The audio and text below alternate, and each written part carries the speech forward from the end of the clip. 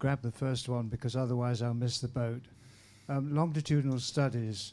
It seems to me that the CADP and the programs you're talking about are well able to take advantage of this direction of research. But what are we going to do about the huge elements in the international system, particularly the Convention on Desertification, which continue to promote a degradational interpretation of African land use?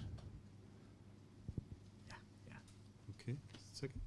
Just a point of clarification, really, Steve. The NRA or NSA data that you presented at one point, if you could perhaps explain what that means, perhaps in terms of subsidies, assistance versus costs that farmers face, and the fact that a lot of the countries, you presented it as an improving story, but a lot of the countries still remain negative. So I wonder what that signifies, what's underlying that index. Yep. The third. Back there. I'm wondering if you've done, as part of this research, any linkage with child stunting rates and how child stunting rates have linked in with improved agricultural income outcomes. And one more from the side, anyone? No? The back there?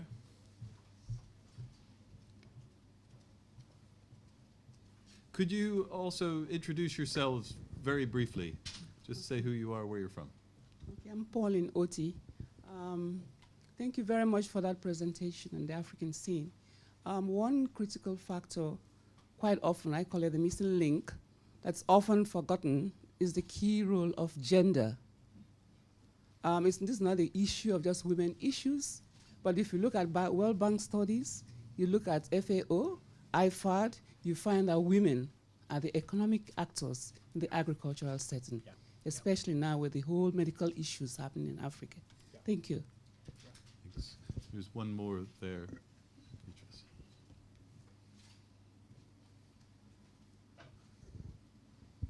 Yeah, thanks. Martin Fowler. I work for USAID in Uganda. I'm amused by the 3.2% because it's a figure that keeps coming up.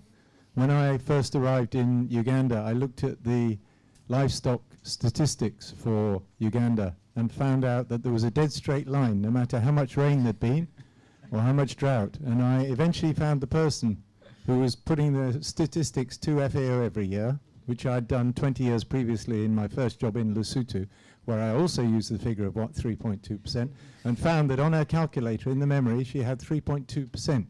So there is a line of, if you look at the FAO stats for Uganda livestock now, not crops, you'll see that there is a 3.2% rate of increase for a decade. It changed when there was a survey, but not significantly, about 5 years ago. Thank you. Okay, Steve, why don't you respond to those, please? Let's take them in inverse order. The statistics are not great.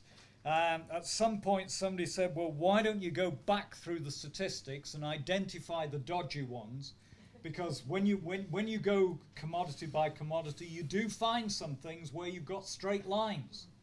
And that's clearly rubbish statistics. It's a huge exercise to go back, and even if you do find straight lines, you then say, well, what on earth do we do here? Because we simply don't have the data. We can't reimagine what the data might be. I don't have a fast answer to this, but I suspect that behind most of the overall agricultural growth rates, it's probably not much more than about 10 commodities which drive the growth rate, And in most cases, it won't be livestock. And one might hope that out of the 10 crops that really drive the overall statistics, they've got more chance of being accurately measured than the things which are seen as more marginal. Okay, unsatisfactory answer to that question. Gender, totally take the point. All kinds of processes are hugely gendered. And Christine Ukali is in the room today, and Christine's just been looking back at this, providing me with some notes for another piece of work that we're doing on that. But point taken. Stunting rates. Oh my goodness! here we could spend the rest of the day on this. Let me tell you the good news, that until the last 5 or 6 years, there were a series of places in Africa where stunting rates were obstinately high. And in many of those places, they've started nudging down. I'm thinking of places like Burkina Faso. There is progress. And I think it's accelerating. I think it's accelerating across the range of indicators that I see as most closely correlated with stunting, such as the under 5 mortality rate. And 1 or 2 under 5 mortality rates that have been stubbornly high have come crashing down over the last 10 years ago. These are success stories which are little heralded unless you're a medical professional, in which case I'm told everybody knows them, but otherwise they're not known. Malawi's under 5 mortality rate has come down tremendously over about the last 10, 15 years. But I say it correlates with that because stunting does not correlate particularly well with agricultural performance. And if you really want to see this, if you really want to check out how little stunting correlates with agricultural performance, look at Burkina Faso and look at Senegal. Near neighbours. Senegal has rubbish agriculture, and at one point it had done extraordinarily well in lowering its stunting rates. Burkina, on the other hand, has way above average performance on food crops, but for a long time until recently, stubbornly high stunting rates. I think the big story about stunting is a story about public health. It's about clean water. It's about child health and so on. It's almost certainly about that 50% of the stunting story, which is about health factors, care factors, but not about food intake factors. But it's a terrific question, but we need an extra seminar to go into where we are on stunting. Desertification narratives, why can we not knock them ever on the head? I don't know, Michael. You must know why we can't knock them on the head. But they're like zombies. They keep coming back out of the grave. It doesn't matter how much evidence people like yourself, people like John and Ian and many others have assembled the evidence that says this is really, we really don't have the evidence to talk about desertification, but it comes back as like, you know, it's a narrative that it's so appealing. The narrative is so plausible. It's very, very difficult to get people away from such a plausible narrative. Or maybe there's another reason, but on to Julian's question about NRA, NSA data. oh, sorry, yeah. What's in the net rate of assistance? This is work that's done by Kim Anderson and colleagues, Balanzuela, Anderson, Croker, and so on, at the World Bank, who've got this amazing database now that goes back about 30 or 40 years for an awful lot of countries, hundreds of countries. And basically what it does is it compares what's happening to prices paid at farm gate against what we think they should be against world reference points. It takes account of things like overvalued exchange rates. It takes account of explicit taxes, implicit taxes, subsidies, and so on. You can see at one point this, of course, becomes hugely technical as to how you measure it. The guys who are doing it have spent the whole lives trying to do this kind of measurement. You can go find it on the World Bank site, but it's a fairly comprehensive measure. And I don't mind reporting this because it's the same people doing the same measure across country and through time. So if there are biases in this, you would hope that the actual levels may not be absolutely correct, but the tendency should be correct, you know, because it's the same people with the same measures through time. Great, So thank what's you. happening? What's the tendency? Sorry. Oh, the tendency is that the burden of net taxation on the African farmer in most cases has been tremendously lifted, yes? And indeed we're finding places now where we're actually got positive support to farmers. And we're well away from the dismal situation at the end of the 70s and early 1980s when many farmers in Africa were effectively suffering tax rates of way beyond 50%. You know, a huge disincentive to produce. Thank you. Other questions, comments? We'll start in the far corner over there. Beatrice, sorry. Yes, please.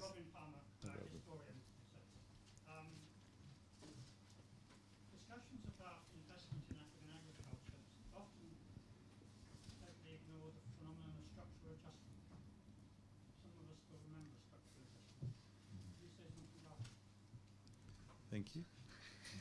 And then just here, thank you. My name is Antoinette Salah. You've just said that agriculture in Senegal was rubbish. And I'm really shocked about that. And that Senegal was one of the worst performers in West Africa. Yeah. Can you just tell us why? Are there any reason? Is it because of the lack of agricultural policy from the leadership? Or is it because of the agribusiness? Because I've just been to Senegal in the last in the last month, and what I'm seeing is completely different. There's a dynamism within the leadership to invest in agriculture, right from the youth to the women to any entrepreneur. Agriculture is no more seen just as a subsistence activity, but as a contributing factor for the economy. So can you tell us a little bit more about that? Yep. Thank you. Thank you. Then just here in the center. Hi, I'm Liz Watson from Geography at Cambridge. Thanks very much for your discussion about and the points about variation between and across countries in terms of this pattern of growth and so on. I wondered if you could say something a bit more about variation between sectors, particularly in light of discussions recently about scale of production. And I think you used the term big operators, and you also talked about smallholder farmers. So I wondered if you could maybe flesh out a bit about the picture in terms of that. And I think it relates to the last question as well. Thanks. Okay. Then on this side, do you just pass it? Start in the back there. Thanks. My name's Thomas Tishar. I work with Oxfam. Just to follow up on that Senegalese question, I suppose I'd be curious if you had other specific examples, because you mentioned some things that would prompt the growth of agricultural production around domestic markets and some other things. And I'd be curious to hear maybe one or two examples, because the Tanzania and Ethiopia ones were so interesting, of ones where what factors you've seen that have prompted, or micro examples of those macroeconomic indicators, if you've got the time. Yes. Thank you. Jonathan Sheham, freelance consultant. It's actually related to the last three questions, because you said there's a huge variation between countries, and I wonder if you would venture an opinion on the best practice in terms of agricultural policy setting. Which countries are the best examples? Thanks.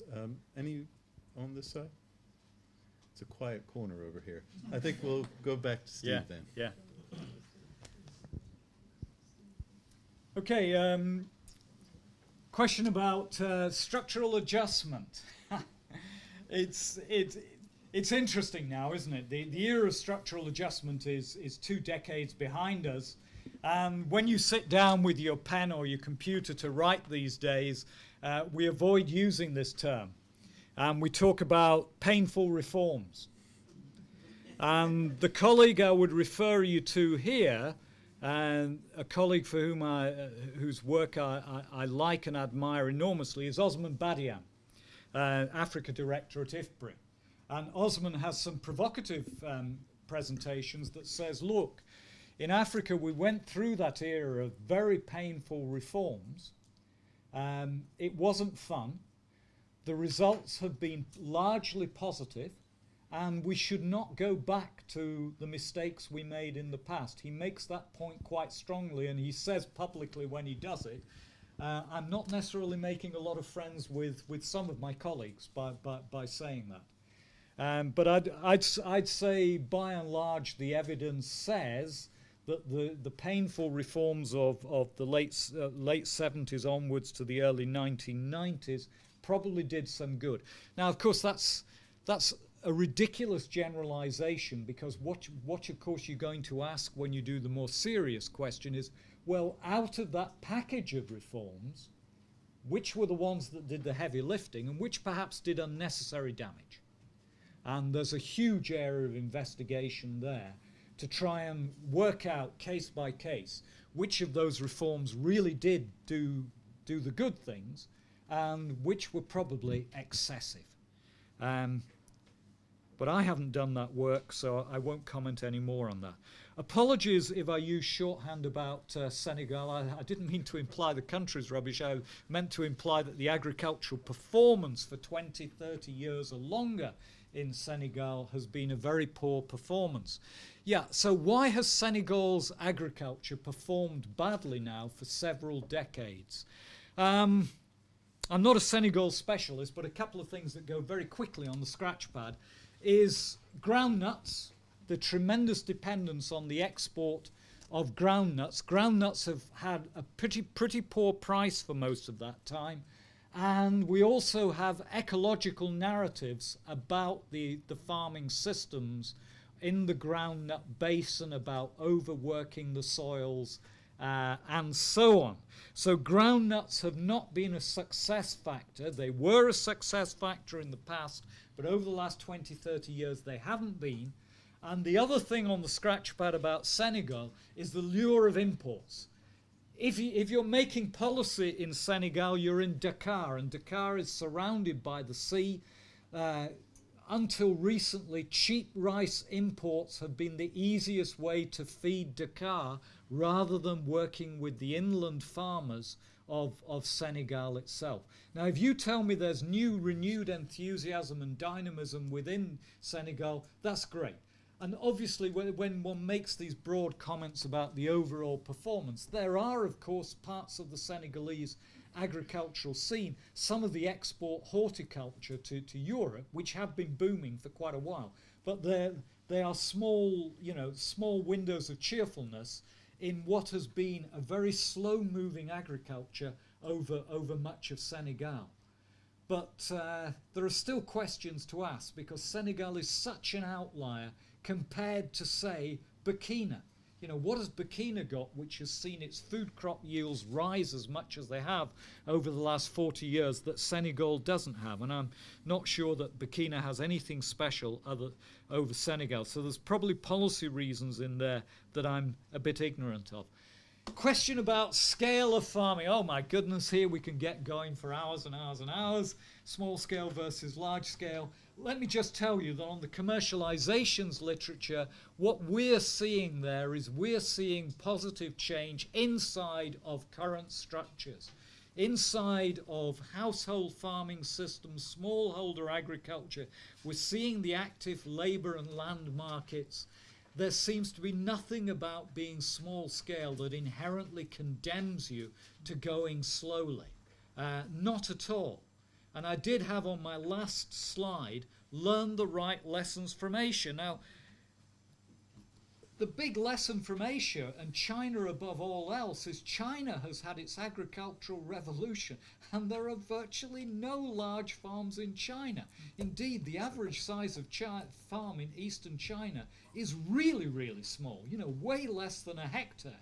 And yet, Chinese agricultural output has soared ahead of population growth and made possible its industrialization entirely by small-scale agriculture farmers. Now, that's not quite the same question as to whether that's the most efficient and effective way to do it, but it is an answer to the question of, can smallholders do it? Of course they can. Asian experiences tell this over and again. All of the African boom stories remind us that it's perfectly possible to do things at a small scale. Is it an optimal scale? Well, that's a different question, and we could spend a lot of time picking the wings off that particular one. Domestic markets. Big story for Africa at the moment is the big opportunities in Africa are inside of Africa. It's the big message to all donors. 85% of the market for Africa's production is in Africa, and the good news there is it's growing pretty rapidly. The cities are growing. There is an incipient middle class, huge debate about how large the middle class is. We know all that, but that internal demand is growing. It is the big driver. When we look for success cases in Africa, it's nearly always small farmers producing for that domestic market. Yeah, it's brilliant if you can get into Global Gap certified flour exports, green bean exports, and so on. Terrific for the smallholders who can do that. Great. But let's never fool ourselves that that's ever going to be more than about 1 in 10, probably more like 1 in 20 farmers. But the good news is that internal market is vibrant, and if economic growth continues, that market will grow. It's a huge target for African farmers. 20-odd years ago, some of us wrote that the biggest limitation for most African farmers was lack of effective demand at the farm gate. That is changing dramatically, and that, I think it's really good news. By domestic, I assume you mean maybe within regional hubs. It's not literally within the country. It could still be cross-border, but within Africa or within SADC or something like that. Yeah, but sorry. Yeah, but increasingly, I think most African farmers probably have a regional city. Yeah. Right. You know, I talked about ridiculous amounts of money being made by tomato farmers on virgin land in Narok, Kenya. Most of those tomatoes are not actually making it to Nairobi. They're off to Nakuru, they're off to Kisumu and places like that. Those secondary centres have often got very considerable demand within them. But there is some easing of those cross-border possibilities. And the cross-border possibilities which we've talked about for so long, we're finally beginning to get the kind of trade integration that makes that ever more possible. So I'm a huge optimist about that those domestic markets. It's where most of the opportunities are. And then final question was, if there are country variations, where are the heroes in this? You picked out a villain in Senegal, so where are our heroes? The most obvious one to pick on, and the one we always pick on, is Ghana. Because what we think we've got in Ghana since the early 1980s is 25 years of agricultural growth, not at 3% per annum, more than 5% per annum, yeah? Which puts it in the top 6 performers anywhere in the world. Now, the interesting thing about Ghana is, those of you who are Ghana specialist Ghanaians in the room, you'll say, what on earth are you on about, mate? Our agriculture is not great, and we don't think we're going forward. Well, yeah, but we're back to Jerry Rawlings' speech in 2000. Just remember what Ghana was like in 1981. There has been progress in Ghana, but the good news about Ghana is its progress by actually not doing a huge amount. No one would regard Ghanaian agricultural policy as ideal, exceptional, or anything, quite the contrary. And yet, it only took a certain number of reforms, changes to the Cocoa Marketing Board to produce that huge rebound from the depths of crisis that was seen in the late 1970s. So we can look at cases like Ghana and say, what's that about? We can also look at food crop yields in Burkina and say, why is it that the rate of growth of food crop yields in Burkina actually looks the same as any Asian Green Revolution? Not many people know that, but it is the same. It's the same rate of growth, albeit from a lower base. What exactly has been going on in Burkina? And I can't fully answer that question because I'm not a specialist on Francophone Africa. But there are the lessons to be learnt there, yeah.